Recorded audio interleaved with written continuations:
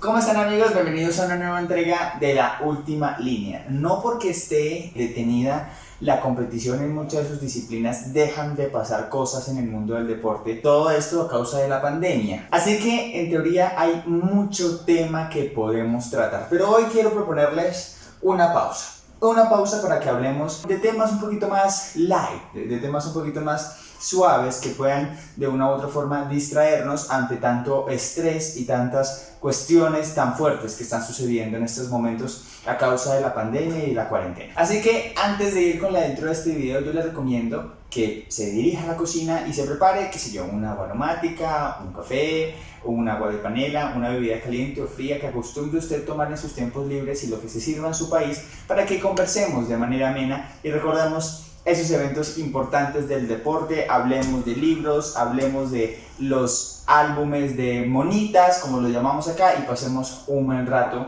como para desestresarnos, ¿no? Así que bienvenidos a una nueva entrega de La Última.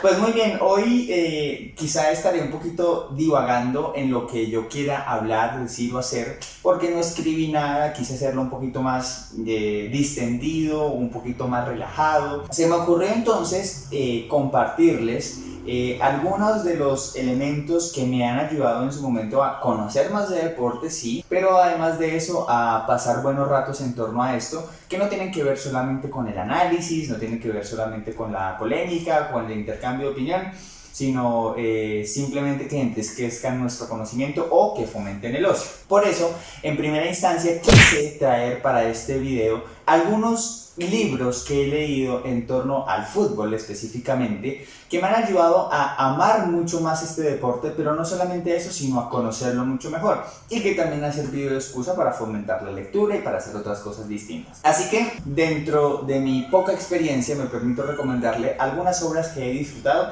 y que muy seguramente usted, de pronto consiguiéndolas en internet, o de pronto consiguiéndolas en una tienda virtual, o simplemente escuchando reseñas o leyendo reseñas en internet, pues va a poder pasar su tiempo libre.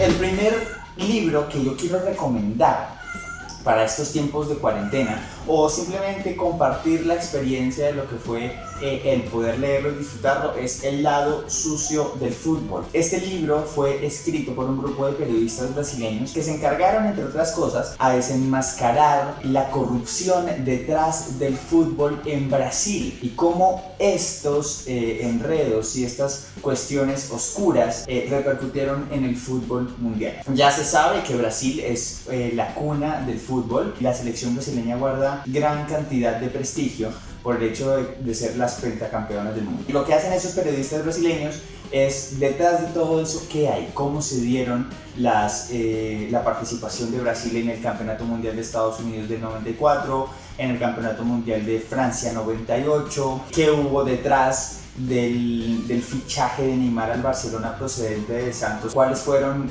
las movidas de Ricardo Teixeira, yerno de João Havelange, uno presidente de la Confederación Brasileña de Fútbol y otro presidente en su momento de la FIFA? ¿Qué fue lo que hubo entre ellos? ¿Cómo pasaron de ser íntimos amigos a enemigos? Y todo a raíz de un suceso fundamental que fue un accidente de tránsito que desencadenó en toda esta investigación. El lado sucio del fútbol es una obra reciente de 2014 y es espectacular, fácil de leer, muy sencillo.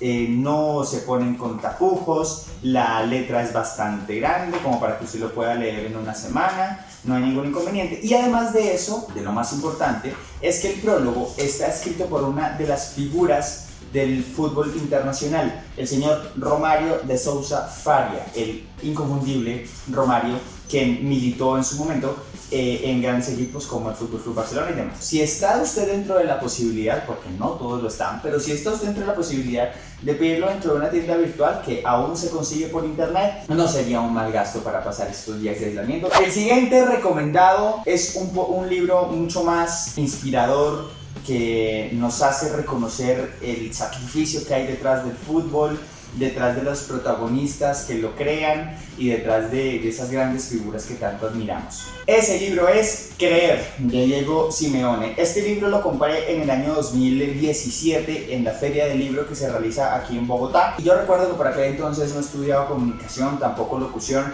sino acababa, o hacía muy poco había salido del colegio y estaba estudiando ingeniería ambiental. Y todos los días en las clases, en vez de poner atención a lo que decía el profesor, lo que hacía era leerlo. Este es mucho más fácil incluso de leer que el anterior, porque la letra es mucho más grande, porque tiene muchas frases en medio, lo que hace que sea más fácil de entender el libro.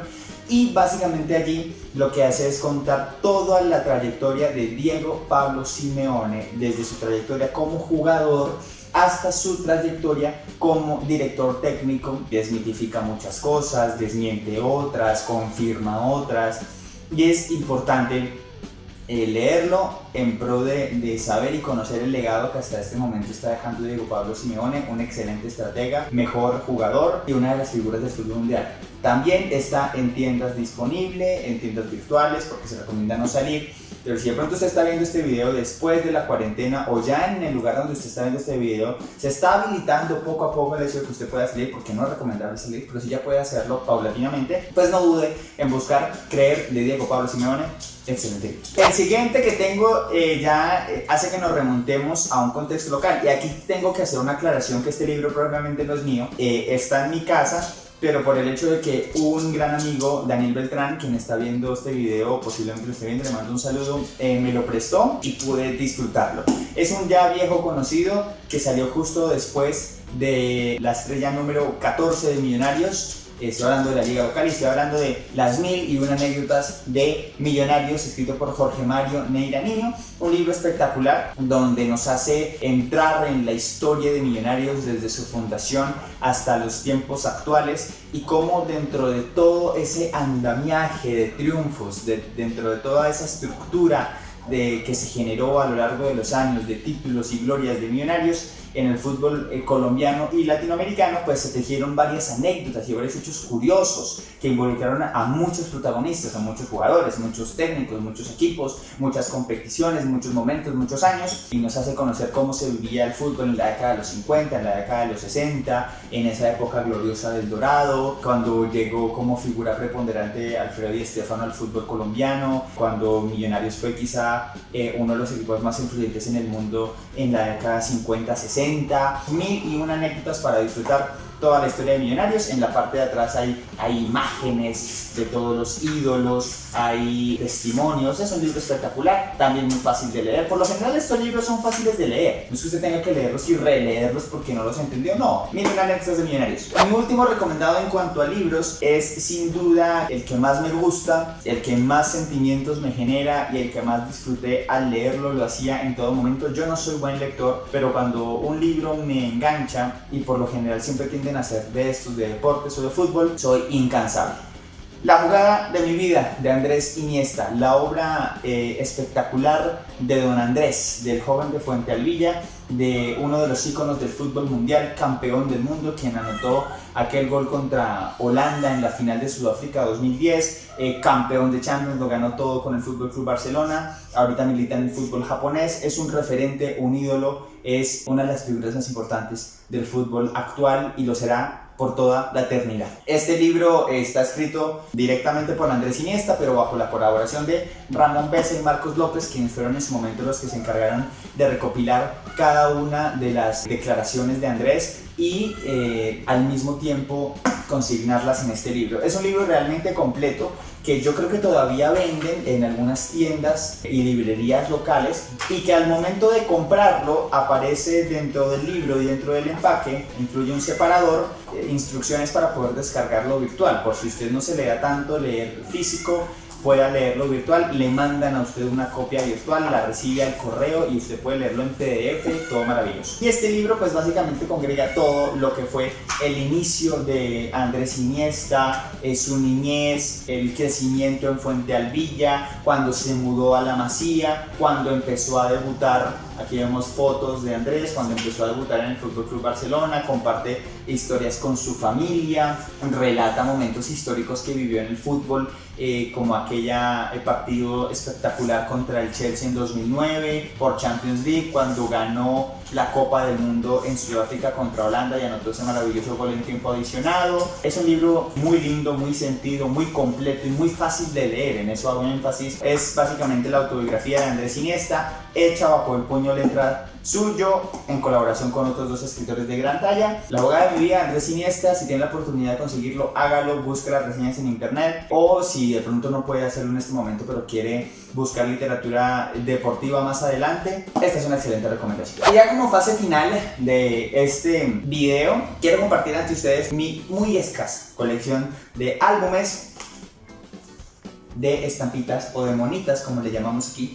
Mi primer campeonato del mundo que yo reconozco y que yo me acuerdo plenamente y que soy consciente que lo viví, que lo disfruté, fue el de Alemania 2006. Así que desde Alemania 2006 tengo los álbumes de monitas. Les anticipo que no todos están llenos, pero bueno, son recuerdos muy bonitos. Este es el de Alemania 2006, yo creo que el mundial que más me ha gustado y que yo creo que ha congregado a tanta estrella. Iniciamos viendo, por ejemplo, la página de Portugal con cada uno de los miembros de la selección portuguesa de aquel mundial 2006, que entre otras cosas fue el primer mundial en que disputó Cristiano Ronaldo. Recordarán esa llave maravillosa de cuartos de final contra Inglaterra, en el que Cristiano Ronaldo se elige como héroe al momento de esa tanda de penaltis. Muy cambiado lo que es ahora. Aquí vemos entonces a Ronaldo, vemos a la campeona del mundo de aquella edición, Italia. Estaba Gianluigi Buffon, Fabio Cannavaro, Gianluca Zambrotta, Fabio Grosso. Quiero hacer énfasis en Marco Materazzi. Ustedes se acuerdan